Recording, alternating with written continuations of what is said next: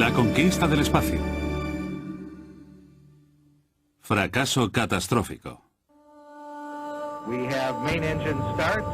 4, 3, 2, 1, and liftoff. Liftoff of the 25th Space Shuttle mission, and it has cleared the tower.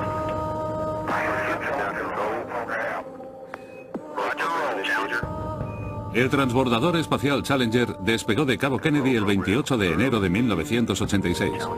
Era el 25º vuelo de la lanzadera y el 10º del Challenger.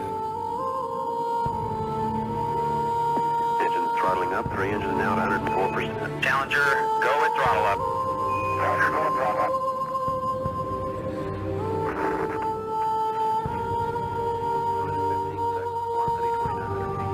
La explosión del orbitador a los 73 segundos de vuelo fue devastador para la NASA, los familiares de los tripulantes y los norteamericanos. Fue el peor accidente de un vuelo espacial de Estados Unidos y el más letal desde el incendio del Apolo 1. Los medios de comunicación emitieron el lanzamiento a todo el mundo. Los familiares de los tripulantes estaban presentes y las cámaras fueron testigos de la expresión de sus rostros que expresaban confusión, miedo, angustia y luego desesperación y horror. La tripulación constaba de 7 astronautas y uno en particular había despertado un gran interés en el público. Era Christa McAuliffe, una maestra de escuela. McAuliffe había sido seleccionada entre 11.000 aspirantes para el proyecto Un Maestro en el Espacio. Fue la primera maestra en el espacio y habría dado 2 clases desde la lanzadera mientras estaba en órbita. Era la primera misión para otros 2 tripulantes, Gregory Jarvis y el piloto Michael Smith. Para el resto, era su segunda aventura en el espacio. Los especialistas Judith Resnick, Ellison Onizuka, Ronald McNair y el comandante Dick Scobie. En la bodega de carga, el Challenger llevaba otro satélite TDRS con un valor de 100 millones de euros. Inmediatamente después del accidente, la NASA guardó absoluto silencio y recopiló todos los datos y cualquier otra información que ayudara en la investigación del suceso.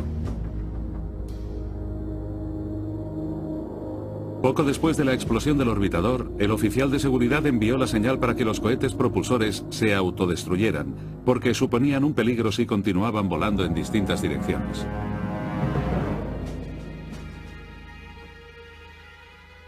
La televisión emitió imágenes de pedazos de la nave espacial cayendo en el mar unos minutos después. No había esperanzas de rescatar a la tripulación. El oficial de seguridad también mantuvo fuera de la zona a todos los barcos y aviones de rescate durante 1 hora, porque los escombros continuaban cayendo y obviamente eran un peligro. La comisión investigadora estaba formada por altas autoridades e incluía al exsecretario de Estado William Rogers, los astronautas Neil Armstrong y Sally Ride, al famoso físico Richard Feynman, varios especialistas en aviación, generales de las fuerzas aéreas e incluso el veterano piloto de pruebas Chuck Yeager. Este grupo de expertos de alto perfil estaban más que capacitados para averiguar la verdad sin importar el efecto que causara. Hicieron recomendaciones para fortalecer el futuro del programa y, por supuesto, de la NASA. El equipo de investigación empezó desde el principio, desde el ensamblaje de los componentes de la lanzadera, de los cohetes impulsores y del depósito exterior. Comprobaron los procedimientos empleados en el hangar donde se ensambló la lanzadera. El lanzamiento del Challenger fue retrasado varias veces hasta que la cuenta atrás se inició el 28 de enero. Se predijo buen tiempo y temperaturas frías que por la noche bajaron a 6 bajo cero. El depósito exterior empezó a llenarse a la 1:25 de la madrugada. En la plataforma de lanzamiento se acumuló hielo durante la noche. Se abrieron varias tuberías de agua para que se vaciaran. El agua se heló y se formaron carámbanos. El viento llevó el agua por toda la zona y se formó hielo. La temperatura del aire durante el lanzamiento era de 2 grados, 9 grados más baja que en anteriores lanzamientos. El equipo investigador examinó detalladamente el vídeo y las fotografías del lanzamiento para buscar algo anormal que pudiera aparecer en ellos. El agua a presión empezó a fluir, el hidrógeno líquido acumulado alrededor de los motores se incendió.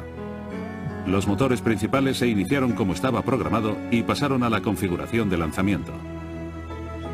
6 segundos y 6 décimas antes del despegue, se encendieron los motores principales y se aceleraron al máximo.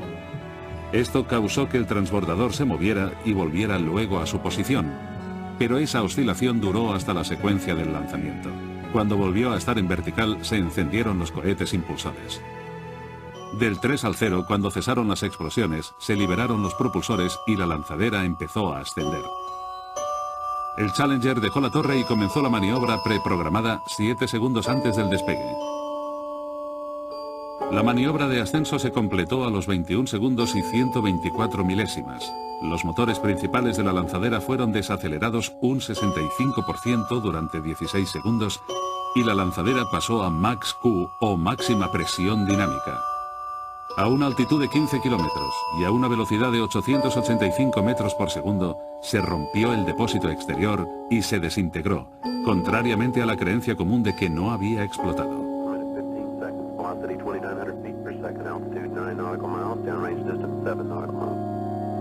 Entonces los investigadores examinaron las cintas de las 3 cámaras situadas alrededor del lugar del lanzamiento. Descubrieron una anomalía. A los 0,678 segundos después del lanzamiento, vieron un penacho de humo que salía de una junta del cohete impulsor. Eso reveló que la junta del depósito del cohete propulsor no lo sellaba completamente. La cámara del segundo ángulo confirmó la presencia de ese humo negro que salía del propulsor. La junta mecánica estaba perdiendo. Las 2 imágenes juntas mostraron que el penacho negro crecía saliendo de la parte superior de la junta y luego bajaba mientras la lanzadera ascendía, apareciendo a la izquierda de la imagen y un segundo después a la derecha. La imagen ampliada desde un tercer ángulo reveló el humo con mayor detalle. Parecía que la NASA había encontrado que el arma era el humo.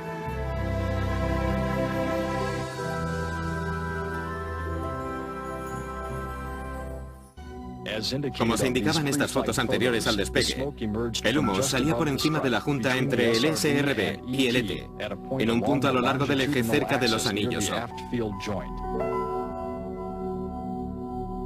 Cuando los miembros de la comisión revisaron otras grabaciones del lanzamiento, se centraron en las juntas del cohete propulsor de la derecha. Las gomas de las juntas no soportaban bien las bajas temperaturas. Este fallo pudo ocasionar que los gases del motor del cohete salieran por la junta rota.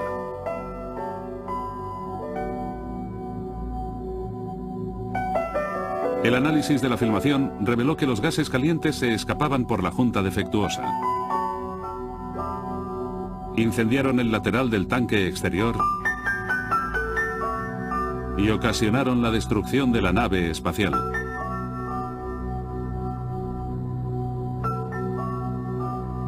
Exámenes posteriores del vídeo mostraron la brecha en el orbitador y en particular la cabina de la tripulación, que estaba intacta cuando cayó del cielo.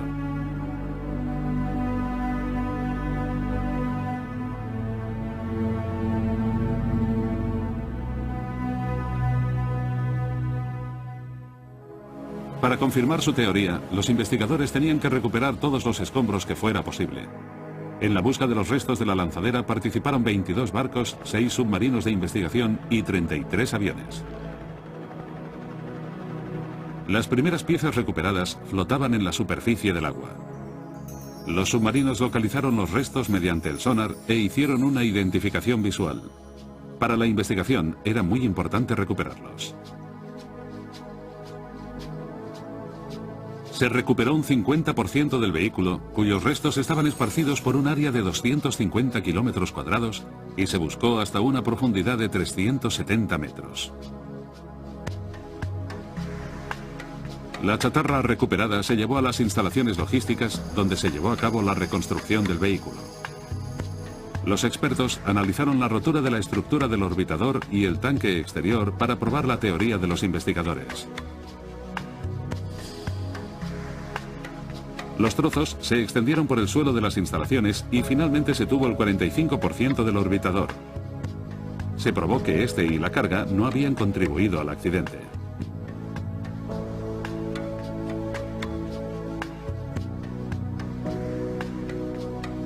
También se constató que el orbitador se había roto debido a los efectos aerodinámicos y no por la explosión, como se había pensado al principio.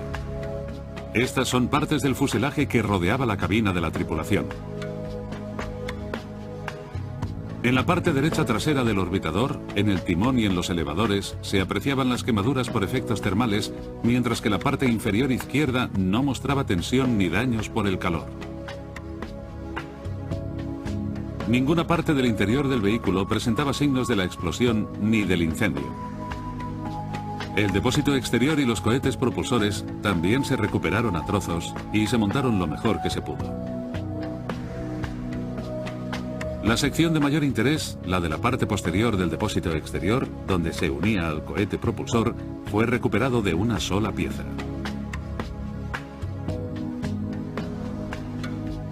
Mostraba que el puntal inferior del cohete propulsor se había roto. En los restos del depósito exterior se percibió una tensión extrema en la sección entre ambos depósitos que hizo que el depósito superior cayera sobre el inferior, vaciando su combustible al aire. Los paneles de seguridad contra explosiones del interior del tanque habían funcionado, demostrando que no había explotado por sí mismo.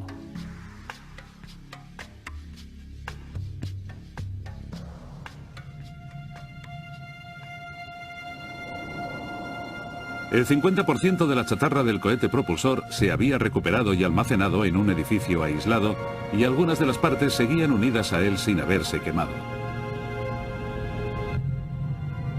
Las marcas en el propulsor derecho verificaron el curso de los sucesos del desastre. Las juntas de goma de la sección baja del cohete propulsor se habían helado, permitiendo que salieran el humo y las llamas por el lateral.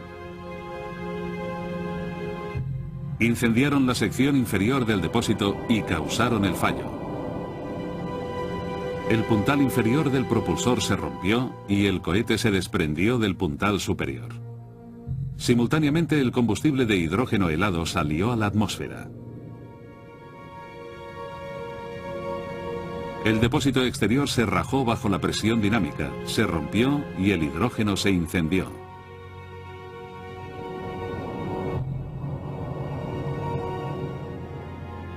La lanzadera empezó a quebrarse y se desplomó hacia tierra.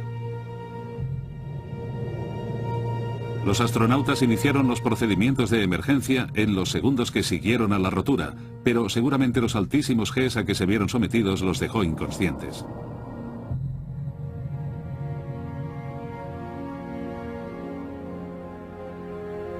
La cabina de la tripulación impactó en el agua a una velocidad de 200 Gs que destrozó el habitáculo y mató a los astronautas.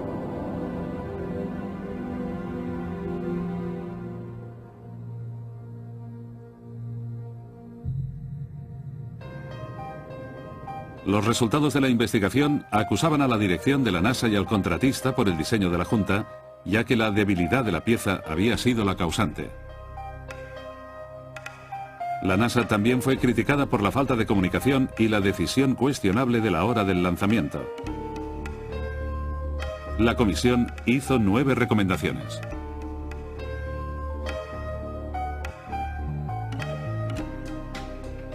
Terminaron el informe y la flota de lanzaderas quedó en tierra mientras los cohetes propulsores eran rediseñados. Pasarían 3 años antes de que volara otro transbordador. Se designó otra lanzadera para reemplazar al Challenger. Y el Endeavour saldría de la cadena de producción y volaría el 7 de mayo de 1992.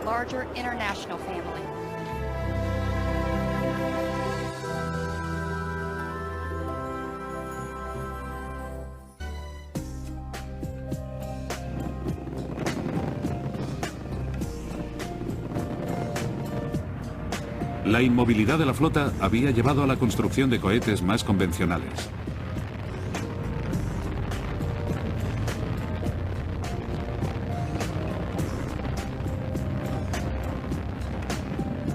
La sonda Giotto tenía que volar con la lanzadera en un cohete norteamericano, pero las restricciones cancelaron el vuelo.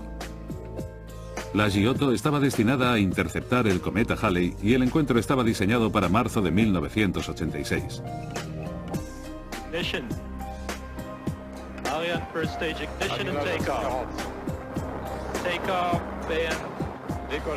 La Giotto fue lanzada con el cohete Ariane europeo el 2 de julio de 1985. Ese fue el primer lanzamiento al espacio profundo de la Agencia Espacial Europea. Una vez en el espacio, la sonda fue situada en una órbita geoestacionaria girando a 90 revoluciones por minuto, y entonces el motor del propulsor Apogee se encendió enviando la sonda a interceptar el curso del Halley. El cometa Halley gira alrededor de nuestro Sol cada 76 años, y por lo tanto era crucial que la sonda Giotto llegara a tiempo. Tenía que superar muchas dificultades y no solo las partículas de polvo que se mueven a velocidades 50 veces superiores a las de una bala. La Giotto se había diseñado para llegar a 596 kilómetros del núcleo.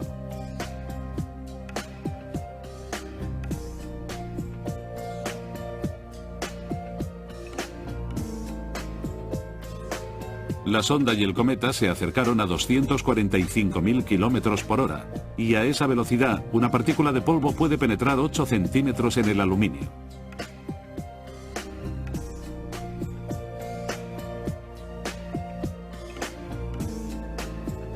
La sonda alcanzó la mayor aproximación al cometa Halley el 13 de marzo de 1986 y consiguió hacer fotografías y observaciones científicas.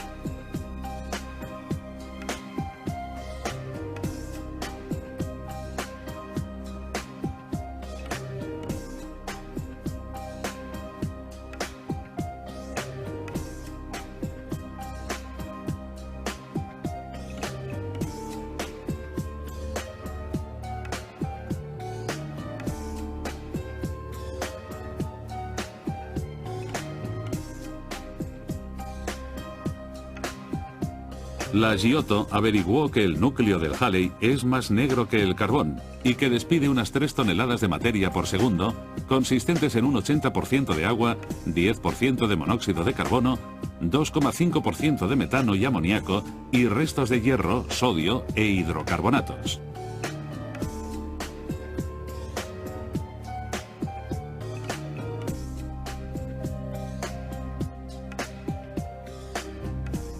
La sonda recibió impactos de partículas de polvo que desplazaron su eje y las partículas del Halley también dañaron algunos sensores y cámaras.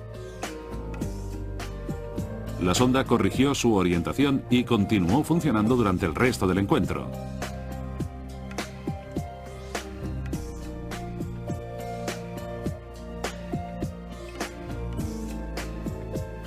Unos años más tarde, se dirigió a la cita con otro cometa, el Greek-Scieleru.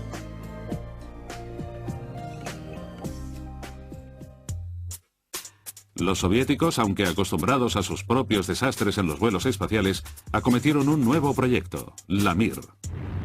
Mir significa en ruso paz en el mundo, y fue desarrollada a partir del programa de la Estación Espacial Salyut. De hecho, la construcción de la Mir empezó antes de que se abandonara la Salyut 7. La Mir se había construido para un periodo de 10 años y estuvo habitada casi todo ese tiempo. La estación espacial realizó algunas primicias y obtuvo récords de duración. Estuvo ocupada durante 9 años, 11 meses y 22 días. Faltaron 8 días para los 10 años. La Mir también fue importante para las relaciones internacionales. En ella se llevó a cabo el proyecto de prueba Apollo-Soyuz, y en ella se vería trabajar juntos a astronautas de varias naciones. La lanzadera espacial norteamericana hizo visitas regulares a la estación. La Mir también sufrió desastres, descompresiones, incendios y una colisión con otra nave espacial. Pero ninguno de ellos fue el que casi la hizo bajar, sino que sería el colapso de la Unión Soviética y la falta de fondos. La Mir empezó su vida en la órbita baja de la Tierra el 19 de febrero de 1986, con un exitoso lanzamiento del módulo a bordo de un cohete Proton. El módulo principal, un DOS modificado, pesaba 20.100 kilos y tenía varios muelles de atraque, 6 en total, 5 en una unidad esférica en un extremo a la que se unirían otros componentes y en el otro extremo había un solo muelle de atraque para una nave Soyuz. La unidad principal contenía las dependencias básicas para los cosmonautas. Los primeros desarrollos estaban financiados debido a la urgencia de que el transbordador espacial Buran de la Unión Soviética fuera operativo, pero luego fueron destinados al proyecto Mir por fines políticos. La primera tripulación que habitó la estación voló a bordo de la Soyuz T-15, por cierto, en un vuelo notable. Leonid Kisin y Vladimir Solovyov se acoplaron a la Mir el 15 de marzo de 1986 y estuvieron 51 días mejorando y comprobando los vastos sistemas de la Mir. Durante ese tiempo, 2 naves espaciales Progress no tripuladas se acoplaron a la estación y los cosmonautas descargaron y almacenaron suministros y equipo. El 5 de mayo los 2 hombres dejaron la Mir y viajaron durante un día hacia la estación Salyut 7 todavía en órbita. Atracaron y abordaron la estación Salyut, permanecieron en ella 51 días y recogieron 400 kilos de materiales y equipo científico. Durante ese tiempo, una nave Soyuz TM-1 no tripulada llegó a la Mir. Entonces, Kisin y Solovyov dejaron la Salyut 7, volvieron a la Mir y se acoplaron otra vez a la estación espacial. Trasladaron los experimentos científicos y el equipo a la Mir y se quedaron otros 20 días. Los 2 hombres desocuparon finalmente la Mir el 16 de julio de 1986 y regresaron a la Tierra. La segunda tripulación de la Mir la ocupó en febrero de 1987 y durante su estancia llegó el segundo componente de la Mir. Era el Quan 1, con un peso de 10.000 kilos, un taller para la astronomía y la ciencia. El intento de acoplamiento falló 2 veces y en un paseo espacial los cosmonautas descubrieron que la culpa era de una bolsa de basura atascada que una nave Progress había dejado en el puerto de atraque. Con la flota de lanzaderas norteamericanas en tierra, los soviéticos tenían otra vez acceso a sus proezas en órbita.